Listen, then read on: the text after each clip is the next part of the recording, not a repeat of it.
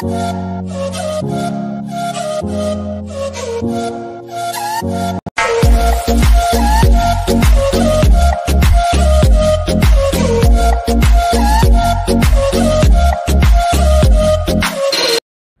everyone, welcome back to our YouTube channel Microbial Life WIM.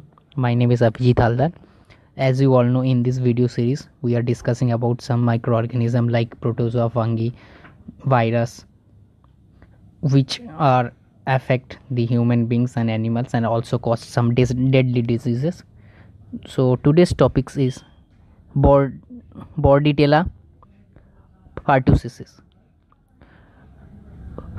Bordetella is a fastidious gram-negative coccobacillus responsible for the respiratory infection commonly known as whooping cough.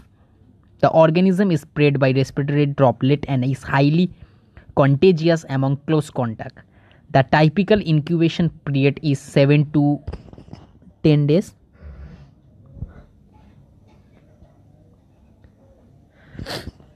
But it may long as 21 days.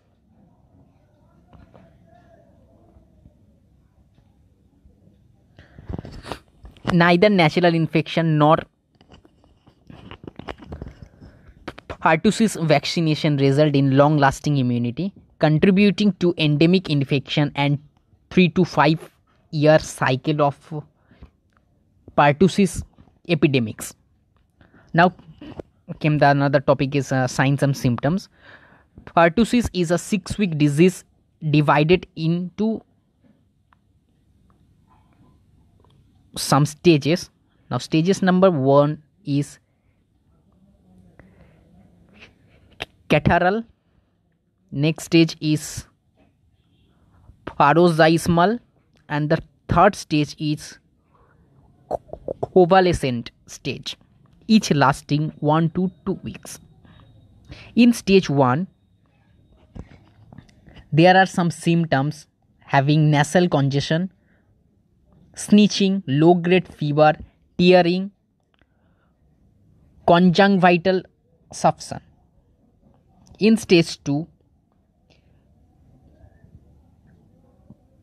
paroxysms of intense coughing lasting up to several minutes, occasionally followed by loud whoop,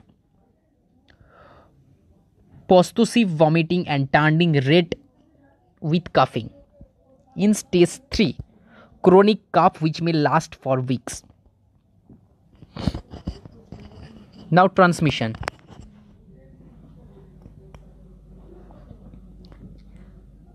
Pertussis is a very contagious disease only found in human. Pertussis spread from person to person. People with this infection usually spread the disease to another person by coughing or sneezing or when spending a lot of time near one another where you share breathing space. Many babies who get these infections are infected by older siblings, parents, caregivers who might not even know they have the disease. Now pathogenesis. Several active components which play a role in immunity and are responsible for the organism's ability to cause disease are produced by pertussis. Pertussis or toxin, filamentous, hemagglutinin,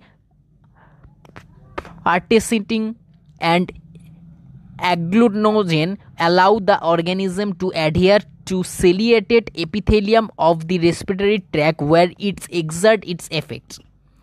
This infection toxin also includes cell cytotoxicity, inhibit neutrophilic and monocytic response and delay induction of specific immune responses. In this infection, toxin is postulated to be responsible for the systematic manifestation of pertussis, including the leukocytosis and lymphocytosis evident in young infants. The virulence factor is also thought to sensitize beta islet cell in the pancreas, which may lead to hyperinsulinism, which rarely manifests as hypoglycemia in young infant.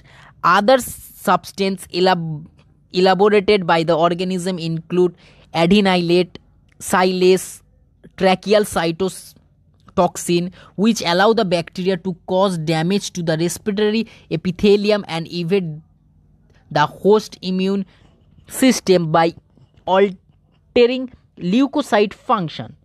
Pertussis vaccines contains these virus antigenic components secondary to hypoxemia induced by coughing apnea associated with infection rather than to a direct effect on the central nervous system of the organism. Now, diagnosis. The diagnosis of this infection is made by isolations in culture. A polymerase chain reaction, which is also known as PCR test, can also be performed. The culture specimen should be obtained during the first 2 weeks of the cough by using deep nasopharyngeal aspirations. For PCR testing, nasopharyngeal specimen should be taken to 0 to 3 weeks followed cough onset. The CDC, according to CDC, Center for Disease Control, recommends a combination of culture and PCR assay if a patient has a cough lasting longer than 3 weeks. Early serial monitoring of white blood cell, WBC counts is warranted. Now came in treatment. Pharmacologic therapy, antimicrobial agent and antibiotic can hasten the eradication of B. pertussis and help prevent spread. Azithromycin are the preferred agent for the patient aged 1 month or older. In immunizations, prevent through immunization remain the best defense in the fight against this infection. CDC recommendation for vaccination are as follows: DTaP vaccine,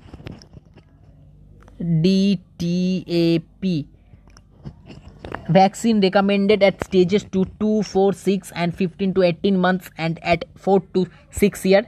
It is recommended for children aged 7 years for older.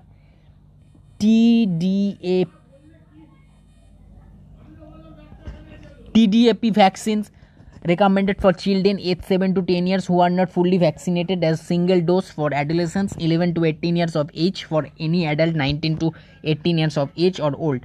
For pregnant women, regardlessly of vaccination history, including repeat vaccination in subsequent pregnancies.